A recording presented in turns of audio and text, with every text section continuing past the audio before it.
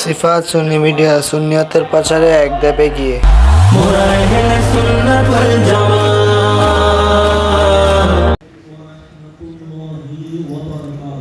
ওয়ালাইকুম আসসালাম ওয়া রাহমাতুল্লাহ।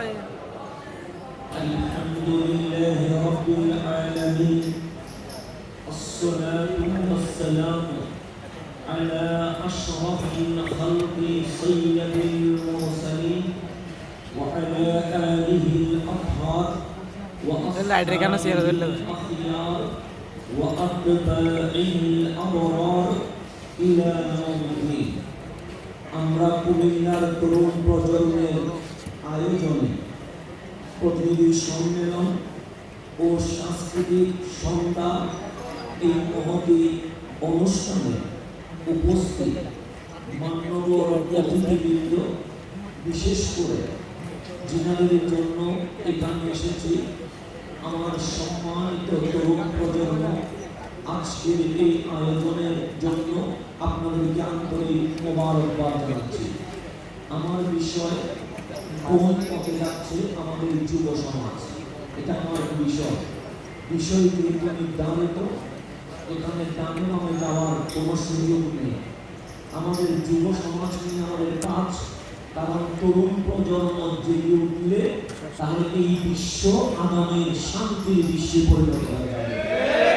আর তরুণ প্রজন্ম যদি না জেগে, তখন কবির মতো আমাদেরকে বলতে হবে, কবি জেগে উঠলে পাঞ্জরি, কখন আমাদের ওই ডাকের আহ্বান আসবে, যেই ডাকের মধ্য দিয়ে সোনার বাংলাদেশ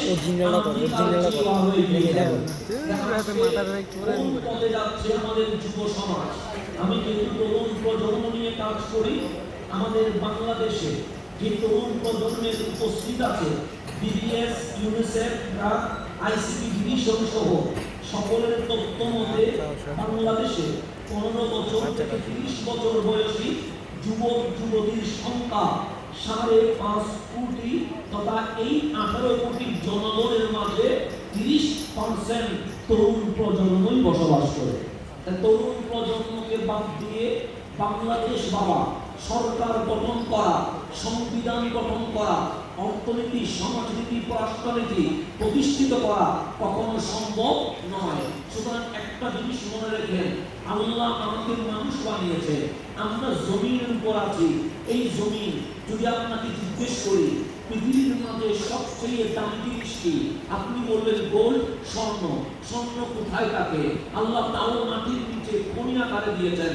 যদি জিজ্ঞেস করি সবচেয়ে দামি জিনিস কি, আপনি বলবেন তেল, কারণ যেই দেশে তেল আছে সেই দেশ সবচেয়ে দামি। তেল কোথায় আছে? জমিনের নিচে।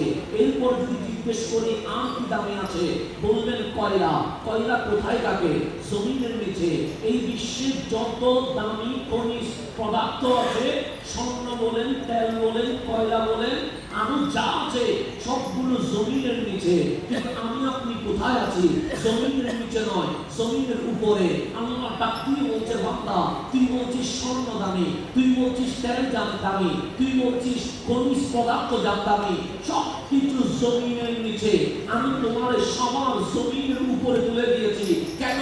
স্বর্ণ, তেল, খনিজ পদার্থ সহ আমার যত মাখলুকাত আছে সবচেয়ে বেশি আমার বান্দাকে আমি দাবি করে দিয়েছি।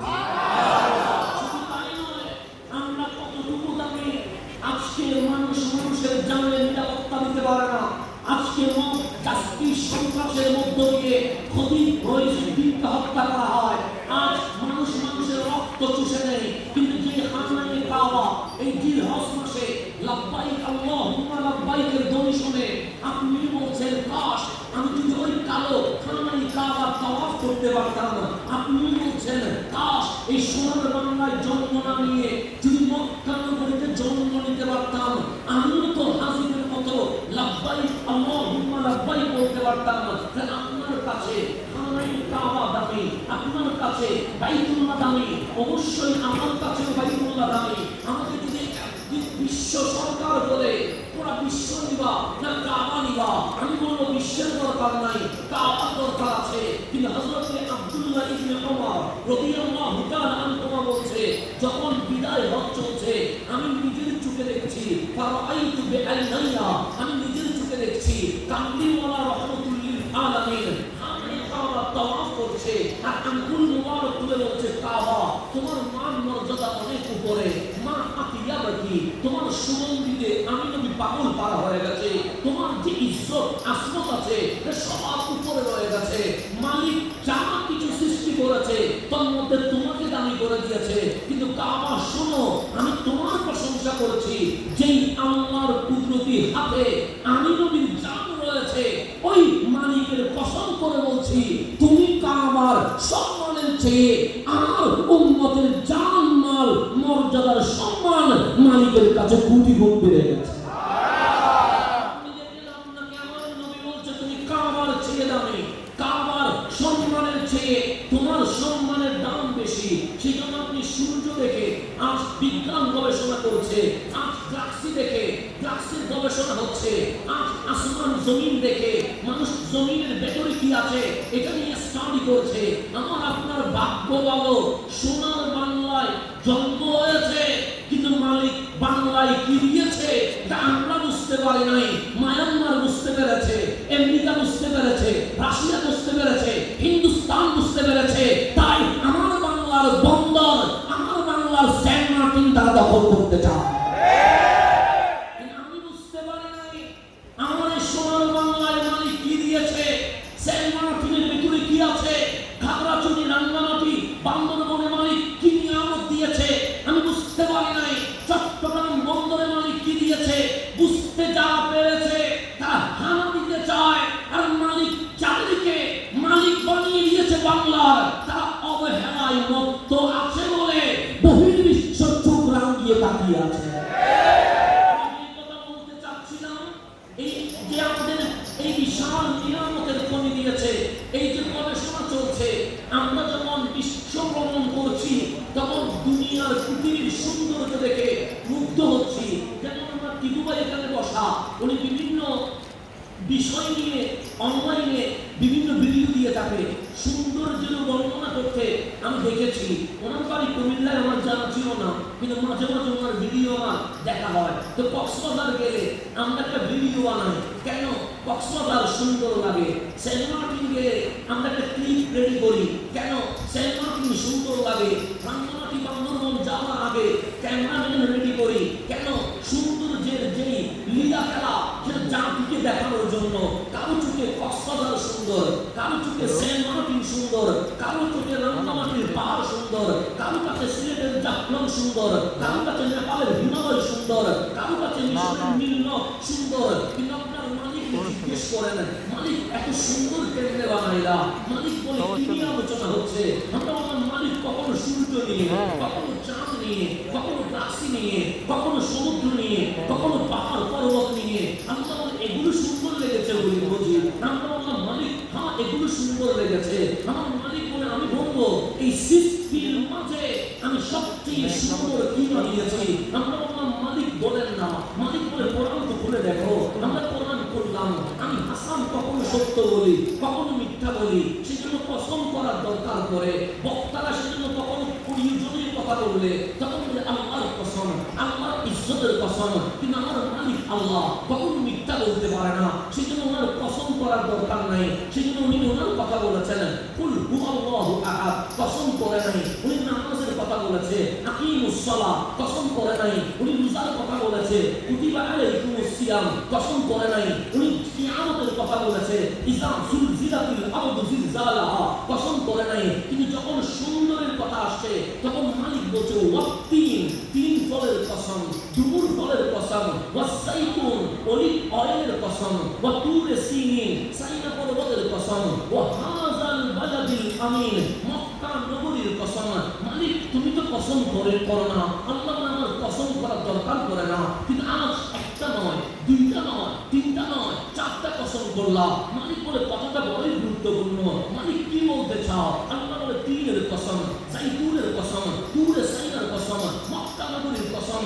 কক্সবাজার সুন্দর নয়, সেন্ট মার্টিন সুন্দর নয়, রাঙ্গামাটি সুন্দর নয়, নেপালের হিমালয় সুন্দর নয়, মিশরের নীলনদ সুন্দর নয়। মালিক সুন্দর কি? আল্লাহ বলে লাকাদ খালাকনাল ইনসানা ফি আহসানি তাকওয়িম, আমার বান্দার চেয়ে সুন্দর আমি আল্লাহ আর কিছুই বানাই নাই। আপনি কখনো কোরআন খুলে দেখেন নাই,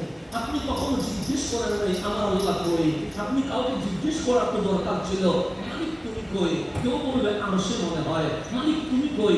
কেউ বলবে আমার মালিক মনে হয় আসমানে, কেউ বলবে মালিক মনে হয় মসজিদে, কেউ বলবে মালিক মনে হয় খানায় কাবায়। আপনার মালিককে জিজ্ঞেস করবেন মালিক আপনি কই?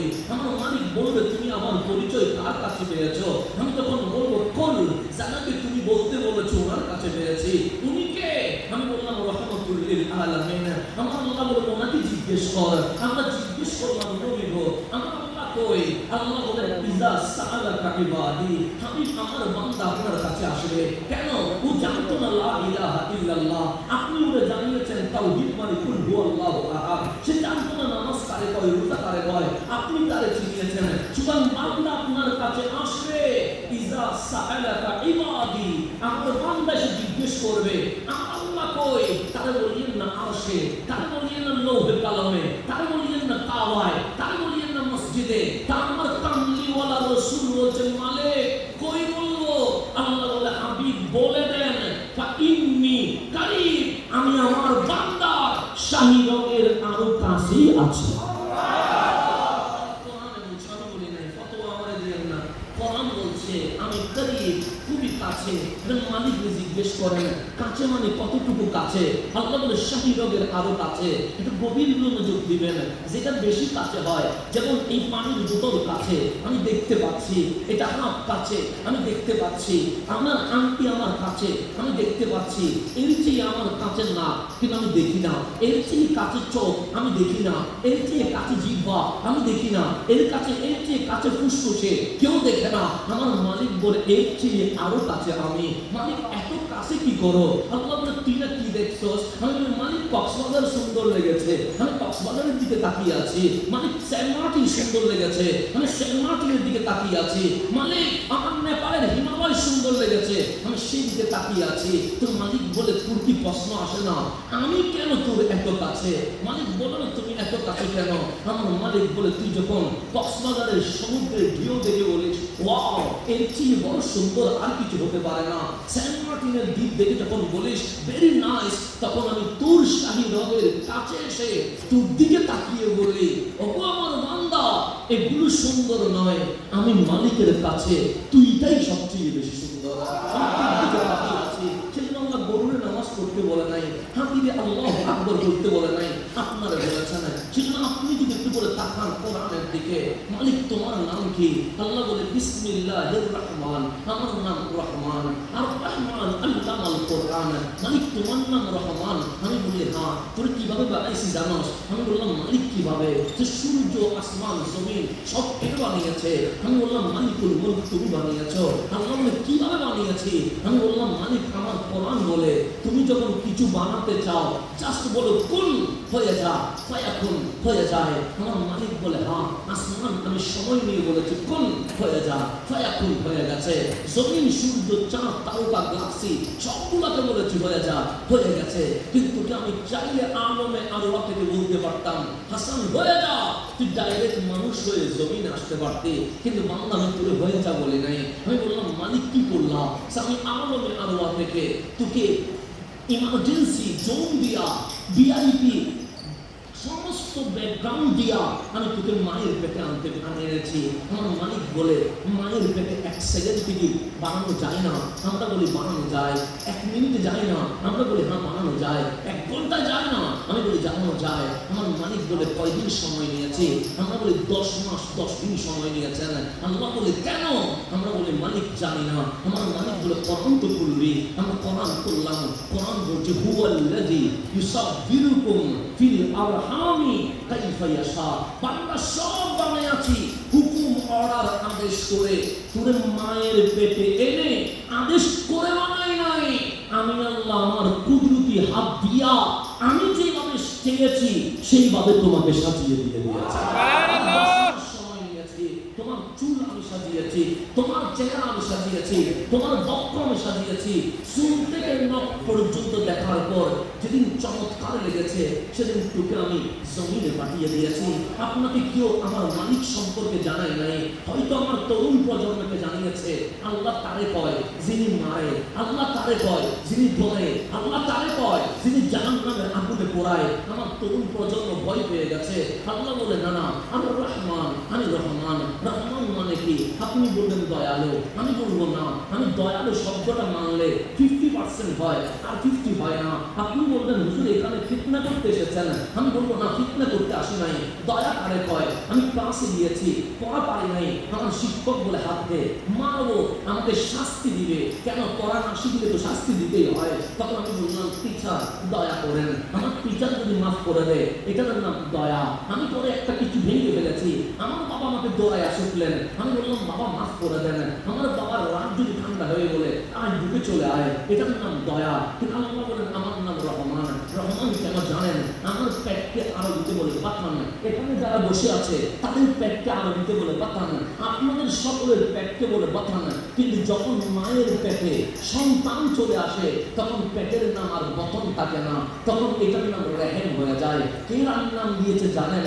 আমার আল্লাহ। তখন মায়ের পেটের সাথে ডাইরেক্ট কথা বলে, আমি বলি নাই, বলছেন রহমতুল্লিল আলামিন। আমার নবী বলছে, আল্লাহ বলছে মায়ের পেটকে সকল পেটের নাম বাতান, তোমার নাম রেহেম। কেন জানো?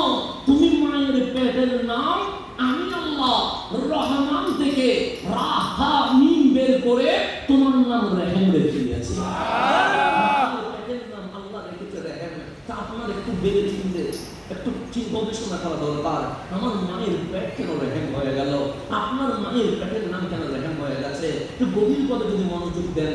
আমি যখন মায়ের পেটে আসছি, আমার মা জানে না এটা ছেলে না মেয়ে, কিন্তু আমার মা আমাকে বেশি ভালোবাসে।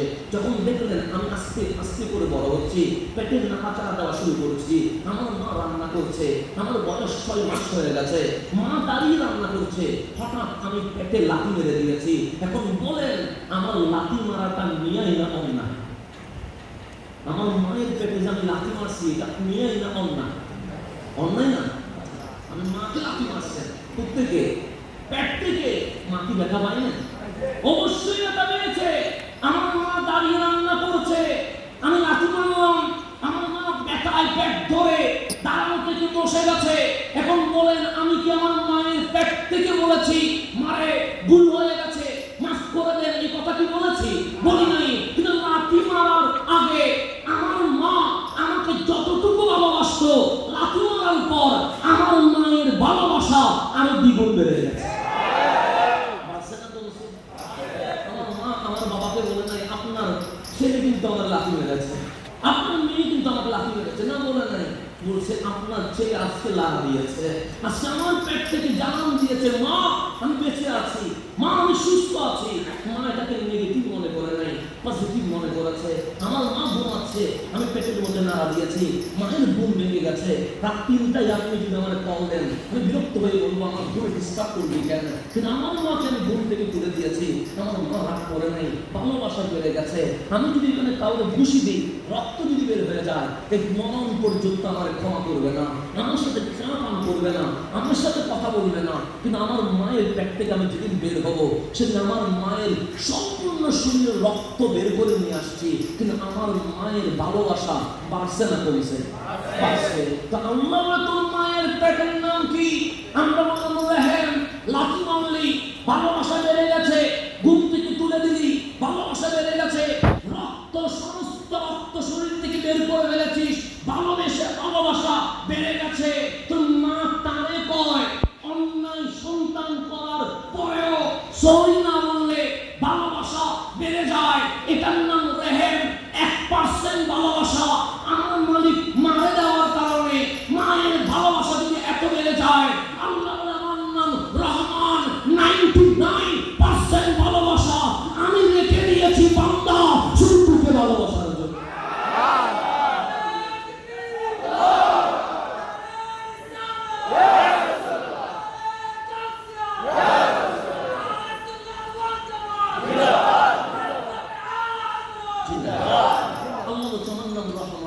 সেজন্য আমরা যখন মাক্তাবে যাই, টিচার আমাদেরকে মারে, মাক্তাব বললে আমাদের ভয় লাগে।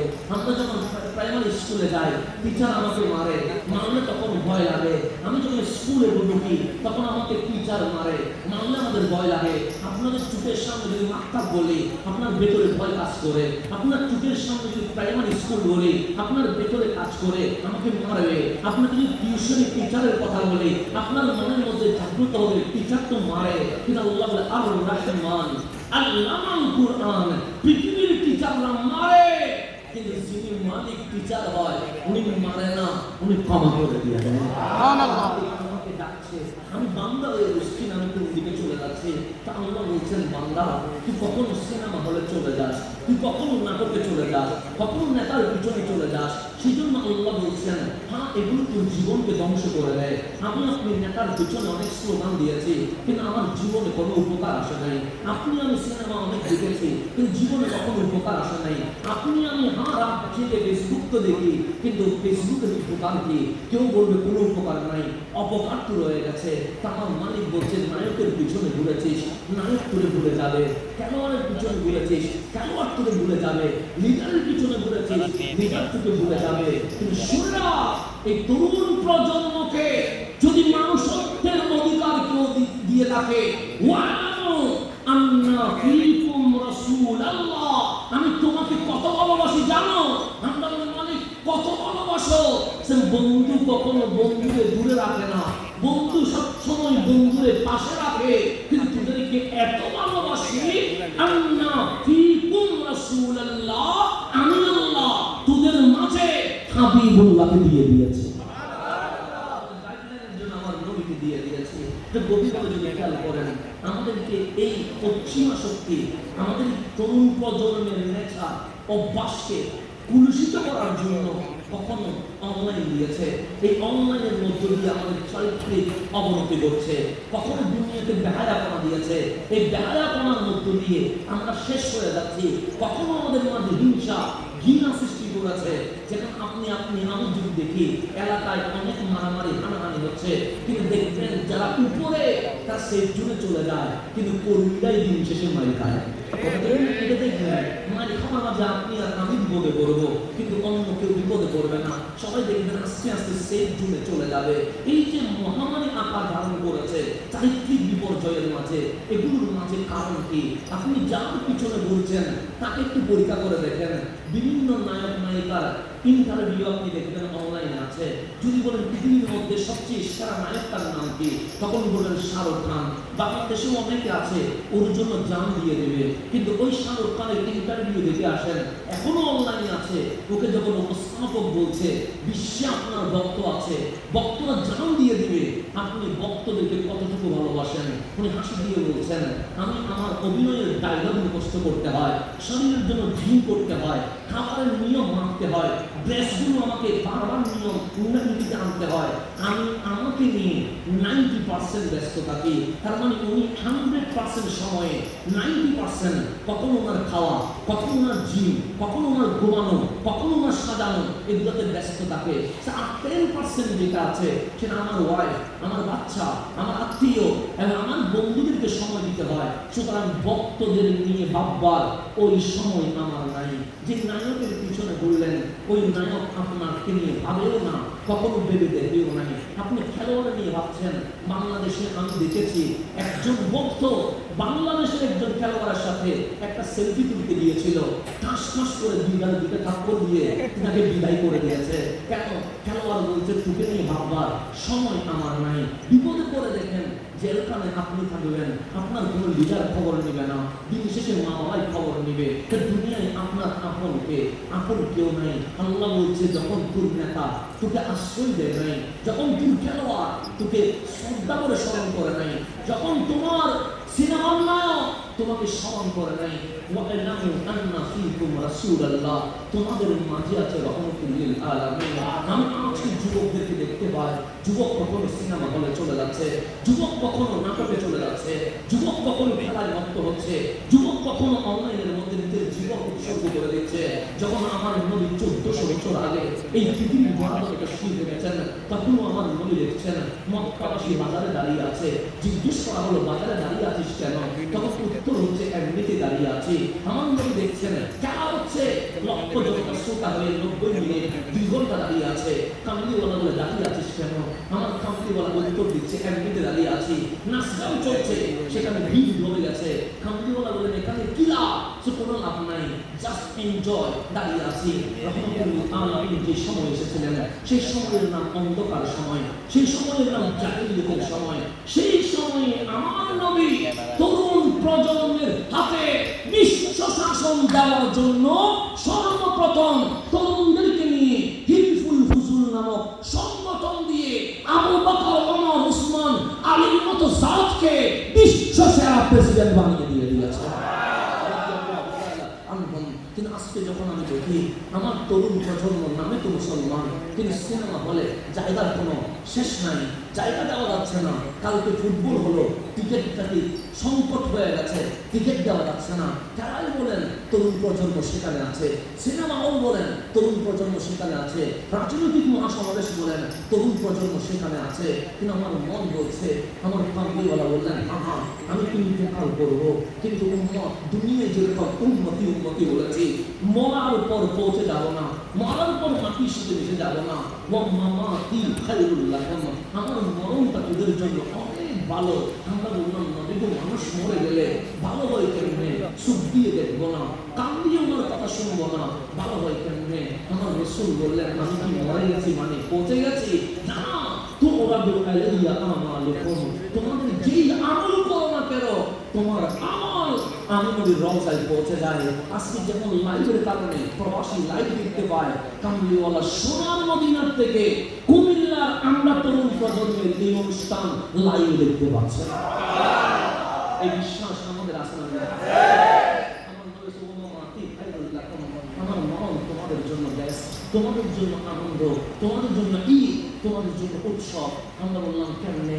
আমার রাসূল বলে তোরা যখন ভালো কাজ করিস, আজকে যখন নামাজ পড়েছি আমরা, আজকে যখন আমরা তরুণ প্রজন্মকে ইসলামের দিকে ডাকছি, আমার কামলিওয়ালা আমি খুশি হয়ে মনোবাদ প্রশংসা করি। কিন্তু তুমি যখন সিনেমায় যাও, তুমি যখন নাটকে যাও, তুমি যখন জেনায় যাও, তুমি যখন মাদকে যাও, তখন আমি কিন্তু ঠিক থাকতে পারি না। ও মামা তুই খায়রুল্লাহ, আমি রওজায় তোমার আমল নিয়ে মাওলার দরবারে ইস্তেগফার করি।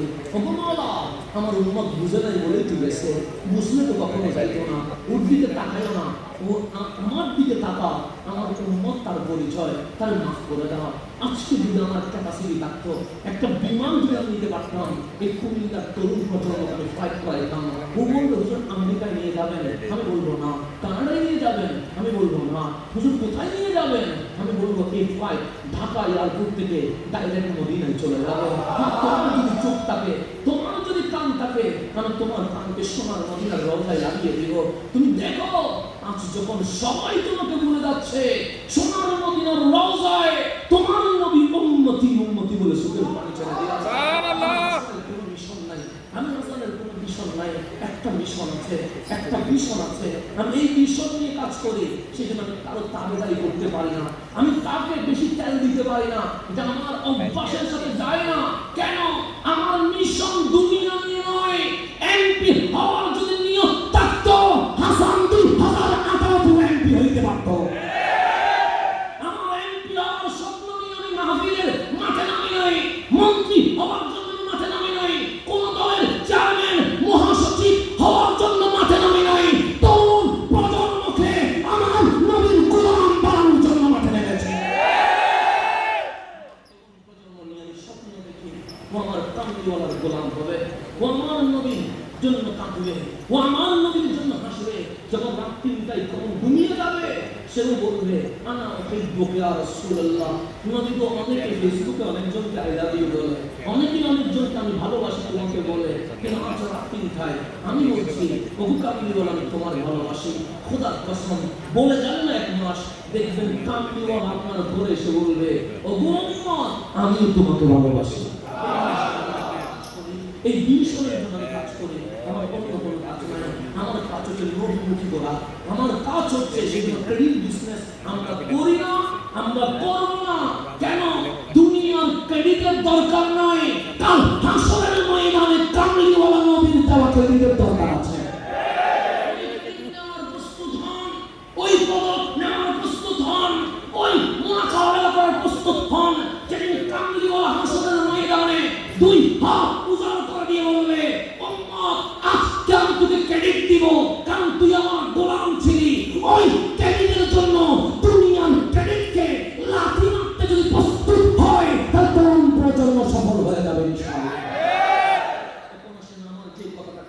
যে এটা মাহফিল নয়, আমি জাস্ট তরুণ প্রজন্ম নিয়ে আমি ভাবছি। বিবিসি ইউনিসেফ বলছে 15 থেকে 30 বছরের যুবক যুবতীর সংখ্যা বাংলাদেশে 5.5 কোটি রয়েছে, কিন্তু দুঃখজনক কথা হচ্ছে শহরের যে যুবকগুলো রয়েছে 65% তথা 65% যুবক ইন্টারনেটে আসক্ত হচ্ছে, 75 লাখের বেশি যুবক মাদকাসক্ত হয়েছে।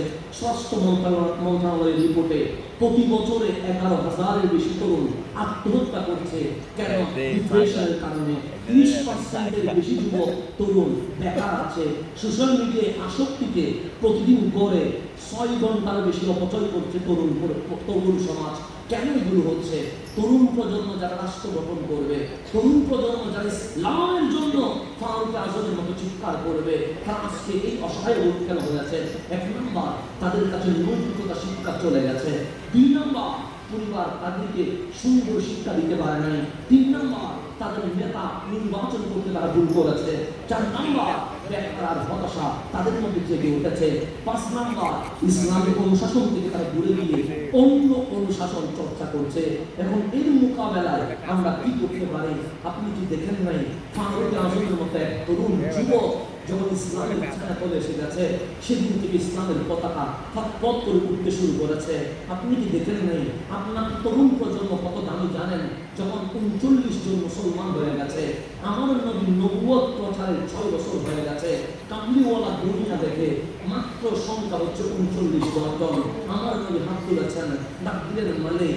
আমার আল্লাহ বললেন, হাবিব আপনার পরিশ্রম আমাকে মুগ্ধ করেছে। আপনি দিনেও রেস্ট নেন না, রাতেও রেস্ট নেন না। তখন হাবিব বলে, মালিক আমার কেন পাঠাইছো?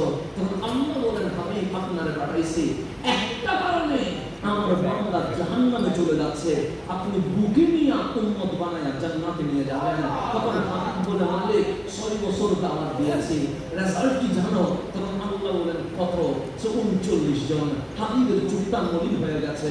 আল্লাহ বলে, হাবিব কাঁদে না। 39 জন কেন জানেন? কারণ আবু জাহেল, আবু লাহাব, উতবা, সাইবার মতো নাপাক মানুষকে আমার নবীর সাহাবী বানাবো না। আমি আবু বকর, উসমান আলীর মতো দেখে দেখে সাহাবী বানাবো। তখন আমার কামলিওয়ালা বললেন, মানে ক্ষমতাধর যারা, তারা আমার কাছে আসিও না। তাদের ভয়ে গরিব মধ্যবিত্ত মানুষগুলো কোরআনের ধ্বনি শুনে পাগলের মতো করে, কিন্তু আবু জাহেলের ভয়ে আসতে পারে না, আবু লাহাবের ভয়ে আসতে পারে না, উতবা সাইবার ভয়ে আসতে পারে না। তখন আমার আল্লাহ বললেন, হাবিব কোন সলিউশন বের করেছেন? হাবিব বলে, হ্যাঁ বের করেছি। আল্লাহ বলেন, হাবিব আপনি বলেন কোন সলিউশন? তো 2 জন মানুষ থেকে একজন যদি ইসলামে চলে আসে, তাহলে ইসলামের পতাকা এখন আর দলের ভিতরে থাকবে না, খানায় খাওয়ার উপরে উঠে হয়ে যাবে। তখন আল্লাহ বলেন, হাবিব 2 জনের নাম বলেন না। হাবিব বলেন, হয়তো আবু জেহেল না হয় ওমর ইবনুল খাত্তাব, এই 2 জন থেকে যে কোনো একজনকে ইসলামের জন্য কবুল করেন। আল্লাহ বলে, হাবিব 2 জন বললে 2 জনকে নিয়ে নিতাম, কিন্তু আপনি তো 2 জন বললেন নাই, আপনি বলছেন 2 থেকে যে কোনো একজন। হাবিব বলেন কাকে করব? হাবিব বলেন, মালিক আমি বলেছি 2 থেকে যে কোনো একজন, আপনি যাই কবুল করেন। কিন্তু হাবিবের মনটা তরুণ ওমর ইবনুল খাত্তাবের দিকে পড়ে আছে। আল্লাহ বলে, হাবিব আপনি তরুণের পক্ষে? হাবিব বলেন, হ্যাঁ আমি তরুণের পক্ষে। আল্লাহ বলে, আমি তরুণের পক্ষে। হাবিব আবু জেহেল নয়, ইসলামের জন্য ওমর ইবনুল খাত্তাবকে নিলাম। কেন? ওই এক তরুণ যদি মাঠে নেমে যায়, আবু জেহেল, আল্লাহ, উতবা, সাইবা তত্তর করে কাঁপবে। ফারুক আজম ইসলাম নিতে দেরি, ইসলামের বিজয়ের পতাকা উঠতে দেরি হয় না। সেদিন আমার আল্লাহ বলছেন, হাবিব বলেন না আপনার উম্মতরে। সে কি বলতাম? আমি জান্নাত বানাইছি। এটা কার জন্য? সাল জান্নাত লিশাবাব, এটা যুবকের জন্য বানাইছি, তারুণদের জন্য জান্নাত বানাইছি। সেজন্য আল্লাহ মুরব্বিকেও জান্নাত দিবেন, কিন্তু তরুণ বানায় জান্নাত দিবেন, বাচ্চারাও জান্নাত দিবেন, কিন্তু তরুণ বানায় জান্নাত দিবেন। আল্লাহ বলে, ওগো আমরা ভিআইপি হওয়া কোথায়? দুনিয়ায় না আখিরাতে? এখন আপনি ভিআইপি হবেন কোথায়? দুনিয়ায় ভিআইপি হলে তো বুঝতে পারছেন, 5 বছর বিএমডব্লিউ থাকতে পারে, 5 বছর পর আবার দৌড়ানিও থাকতে পারে। দৌড়ানিও আছে না? আছে, দৌড়ানিও আছে। বাস্তবতা প্র্যাকটিক্যালি আমি নিজের চোখে দেখেছি। আমি যখন 2010 সালে মিশরের মধ্যে গিয়েছি, তখন দেখলাম হোসনি মোবারক রয়েছে, 40 বছরের প্রেসিডেন্ট। কয় বছরের? 40 বছরের। কিন্তু 1 বছর না যেতে দেখলাম জনগণের আন্দোলনে 40 বছরের প্রেসিডেন্টের চেয়ার থেকে জেলখানায় চলে গেছে। মরণ হয়েছে কোথায়? জেলখানায়। এই দুনিয়ার ভিআইপি চেয়ারে বসতেও দেরি নাই, জেলে যাইতেও দেরি নাই, ফুলের মালা নিতেও দেরি নাই, আমার জুতার মালা নিতেও দেরি নাই। আল্লাহ বলে চুজ কর কোনটা নেবি, দুনিয়ার ভিআইপি না আখিরাতের। আমার নবীর উম্মত বলবে মালিক আখিরাতের ভিআইপি নিব। আল্লাহ বলে যেখানে সবাই নফসি নফসি করবে সেখানে আমি কিছু মানুষের ভিআইপি বানাবো। আপনি কি বলেন তার মধ্যে যাদেরকে আমি 2 নাম্বার ক্যাটাগরির ভিআইপি বানাবো, শাবুন নাশা ফি ইবাদাতি রাব্বিহি, যে যুবক তার যৌবনের শক্তি দিয়ে সিনেমা, নাটক, জেনা, কিশোর ব্যাগ, নাটক সবগুলোতে যেতে পারত, কিন্তু তার তারুণ্য সে শয়তানের কাজে ইউজ না করে আমি মালিকের প্রেমে দিয়ে দিয়েছে। আমি তাকে মূল্যায়ন করে কাল আসরের ময়দানে তাকে আরশের নিচে এনে মালিকের ভিআইপি বানায় দিব। আর আমরা কোথায় চলে যাচ্ছি? সেজন্য আপনি যদি আমাদের ইসলামের ইতিহাস করেন তখন দেখবেন এক কিশোর আলেম ছিল, নাম তার ইমাম আজম আবু হানিফা। ইমাম শাফি যখন আমরা 18 বছর বয়সে ক্রিকেট আর ফুটবলের এক্সপার্ট, উনি তখন মাদ্রাসা ইউনিভার্সিটি প্রতিষ্ঠা করেছেন। তাহলে আমাদের একটা রুট ম্যাপ করা দরকার।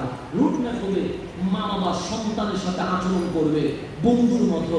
যখন আমার মা আমার বাবা আমার সবচেয়ে বেস্ট ফ্রেন্ড হবে, তখন দেখবেন দুনিয়ার কোনো খারাপ বন্ধু আমাকে খারাপ পথে নিতে পারবে না। 2 নম্বর, দৈনন্দিন জীবনে আমাদেরকে নামাজ, কোরআন তেলাওয়াত এবং রাসূলের পাকের জীবন চর্চা, সুন্নাত আমাদেরকে আদায় করতে হবে। ইসলামিক এবং নৈতিক শিক্ষা আমাদেরকে বাস্তবায়ন করতে হবে। আর একটা জিনিস আমাদেরকে বেকার থাকলে শয়তান মানুষের বিবেকের উপর বসে, কারণ অলস মস্তিষ্ক কার ঘর? শয়তানের ঘর। সেজন্য আপনি যখন জাপান ইতিহাস করবেন, জাপানে যখন ক্ষেপণাস্ত্র ফেলে দিয়েছে তখন জাপান নিঃস্ব হয়ে গেছে। যখন নিঃস্ব হয়েছে তখন জাপান বলছে আমরা বিশ্ব নেতৃত্বে দিব। তখন কি করবে? তখন আমরা ফেসবুক দেয় নাই, তখন আমরা ইউটিউব দেয় নাই, আমরা কারিগরি শিক্ষা বাস্তবায়ন করেছে। জাপানের সব কিছু বন্ধ করে কারিগরি শিক্ষা বাস্তবায়ন করলো। আজকে জাপান কোথায় গিয়েছে?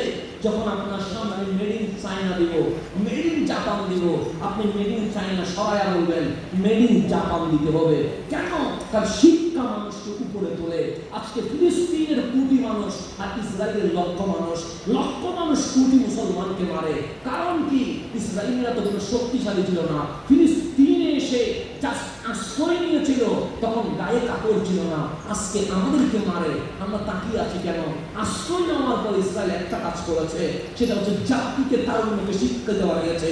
এই শিক্ষা একটা ক্ষেপণাস্ত্র রেডি করেছে, এই ক্ষেপণাস্ত্র দিয়ে আমাদেরকে মারছে।